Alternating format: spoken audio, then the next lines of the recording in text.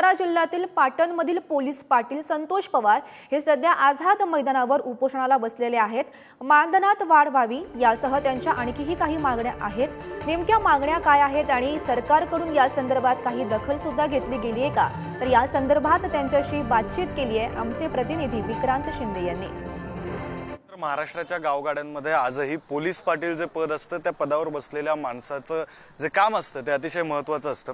आता आझाद मैदानामध्ये पोलीस पाटील जे आहेत पाटण तालुक्यातले, ज्यांचं नाव आहे संतोष पवार, ते उपोषणाला बसलेले आहेत। त्यांच्या काही मागण्या आहेत, त्यांना पाठिंबा देण्यासाठी म्हणून महाराष्ट्रभरातून वेगवेगळ्या गावातले पोलीस पाटील जे आहेत ते आझाद मैदानात येत आहेत। त्यांच्या नेमक्या मागण्या काय आहेत, या संदर्भात कोणाशी चर्चा झाली आहे का, याविषयी बातचीत करण्यासाठी आपल्यासोबत स्वतः संतोश पवारजी आहेत। पवारजी, खरं तर तुमच्या मागण्या काय आहेत त्या आधी सांगा। कोणत्या मागण्यांसाठी तुम्ही उपोषणाला बसले? आमच्या प्रमुख मागण्या ह्या बऱ्याच वर्षापासून प्रलंबित आहेत।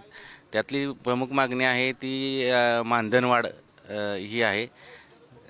हे पोलीस पाटील हे पद मानधन तत्वावर असल्यामुळं आम्हाला एक तुटपुंज असं मानधन शासनाकडून मिळतं 6,500, तर ते वाढवून आमचं 21,000 मानधन करावं ही प्रमुख मागणी आहे। त्याबरोबर प्रत्येक 5 वर्षा 10 वर्षांनी आमचं नूतनीकरण होतं, त्या नूतनीकरण आमचं बंद व्हावं यासाठी ही दुसरी एक मागणी आहे।